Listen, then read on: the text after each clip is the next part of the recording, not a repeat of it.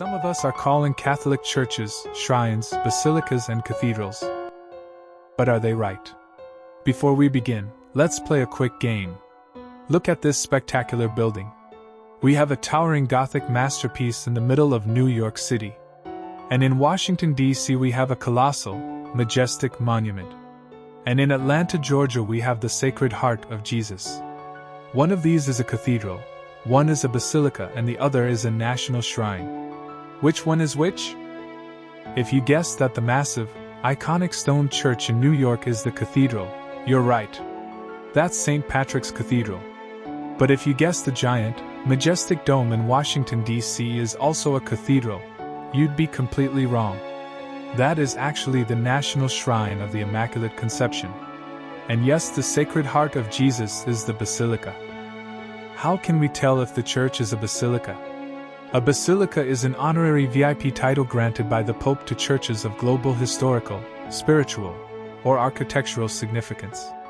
It represents a home away from home for the Holy Father. And if you know what to look for, a basilica will actively announce its status to you. Every officially proclaimed basilica has the right to permanently display three unique insignia. The umbraculum, a massive, ceremonial red and yellow silk umbrella, which historically was used to shield the Pope from the sun.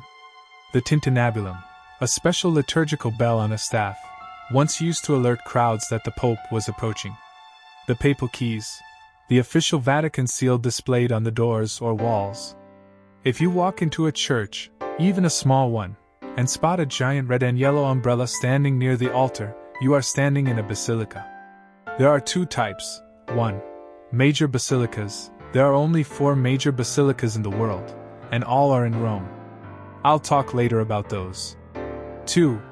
Minor basilicas. The rest around the world are the minor basilicas.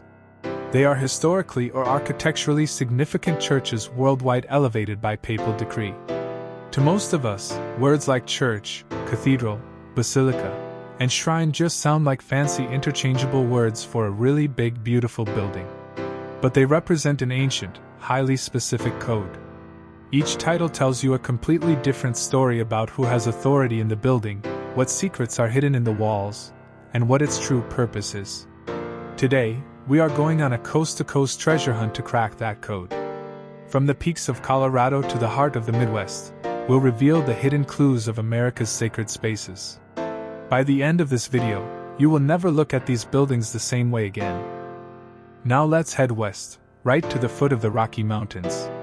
The Cathedral Basilica of the Immaculate Conception in Denver, Colorado is a masterpiece of towering spires made of Colorado granite. Inside, it houses the official cathedra of the Archbishop of Denver. But notice its full name, Cathedral Basilica. How can a church wear 2 hats? That brings us to our next clue. Cathedral.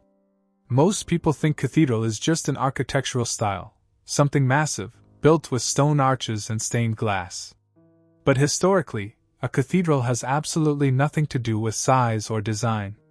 The word comes from the Latin cathedra, which literally translates to chair. A cathedral is simply any church building that houses the official, physical seat of the local bishop. It is the regional headquarters. If the bishop decided to pack up and move his official chair to a tiny simple wooden chapel in the country, that chapel would instantly become the cathedral, and this grand stone monument in NYC would lose the title. At St. Patrick's in New York, that ornate wooden chair near the altar is the symbol of the Archbishop's authority. No chair, no cathedral. For a mind-blowing example of this, travel to the Midwest to the Cathedral Basilica of St. Louis, Missouri. The interior of this church boasts the largest mosaic collection in the Western Hemisphere, over 41 million pieces of colored glass tesserae spanning 83,000 square feet. It is jaw-dropping. Further north, we have the Basilica of St. Mary in Minneapolis, Minnesota.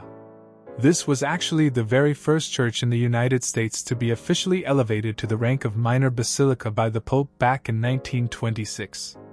It stands as a towering, majestic landmark of Beaux-Arts architecture right in the heart of the city. So, if cathedrals are about the bishop, and basilicas are about the Pope, what is a shrine? Think of a shrine as a spiritual road trip destination. Unlike a standard parish church, which is built to serve a local neighborhood community, a shrine is designed specifically for pilgrims traveling from far and wide.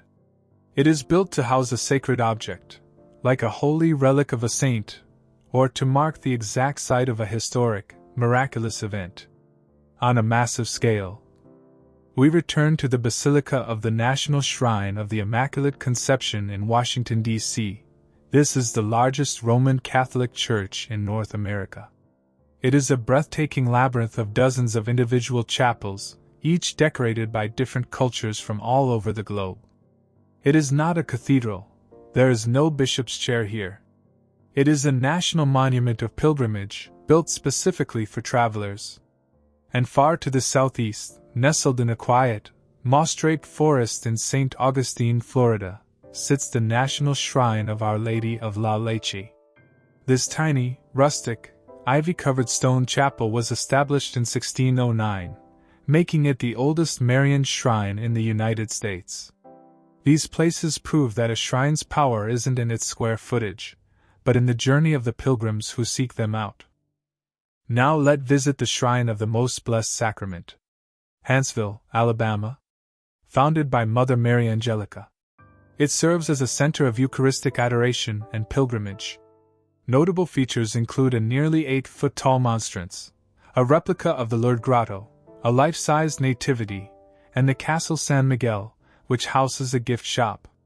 The shrine is also the burial place of Mother Angelica. This shrine continues to draw thousands of pilgrims seeking spiritual renewal, reverence, and a profound encounter with the Eucharist. Now, let's take a quick step back to understand the ultimate origin of this system. We mentioned earlier, there are 4 major basilicas in Rome. These are the supreme churches of the Catholic faith, and they hold historical treasures that are absolutely mind-blowing. St. Peter's Basilica, the largest church in the world, built directly over the ancient, physical tomb of St. Peter the first Pope and Apostle. St. Peter's, which symbolizes the Pope's role as universal pastor. Archbasilica of St. John Lateran, represents the Pope's specific role as the Bishop of Rome, evidenced by the presence of his cathedral within the basilica. And the highest-ranking church in Catholicism. Basilica of St. Paul outside the walls, built directly over the tomb of St. Paul, where you can still see the iron chains believed to have bound him during his imprisonment. Basilica of St. Mary Major. It is the biggest and first Marian church built in Rome. The basilica enshrines several notable Christian relics, most notably the relic wood of the Holy Crib of Jesus. These 4 major powerhouses set the standard that every minor basilica in the world strives to honor. Basilicas often hold incredible treasures, pieces of history that connect directly to the early church. Basilica of the Holy Cross. 325 AD by Empress Helena, mother of Emperor Constantine, brought relics of the Passion of Christ from the Holy Land, believed to include fragments of the true cross and nails of the crucifixion. She brought many more relics. Wow, that could be enough to do another video. Nearby our Scala Sancta is the Latin term for the Holy Stairs. It refers to a set of 28 white marble steps in Rome, believed by Catholic tradition to be the stairs Christ ascended at the Praetorium of Pontius Pilate in Jerusalem. Pilgrims still climb them, 28 steps, on their knees. In many basilicas, you'll find relics of saints, pieces of sacred events, even objects tied to the life of Christ. So, the next time you travel, you can look at the architecture and know exactly what you're standing in. If you see a bishop's chair, you're in a cathedral. If you spot the red and yellow umbrella, you're in a basilica. And if you are surrounded by pilgrims visiting a sacred relic, you're most likely at a shrine. If you have a chance to visit a new city, consider stopping at one of these historical, holy, and beautiful churches. You will be amazed on what you find. Tell me in the comments if you have visited any of the churches I have mentioned in this video? Or is there a stunning cathedral, basilica, or shrine in your own hometown? Did your visit change the way you see these historical places? Thanks for watching, and I'll see you on the next journey.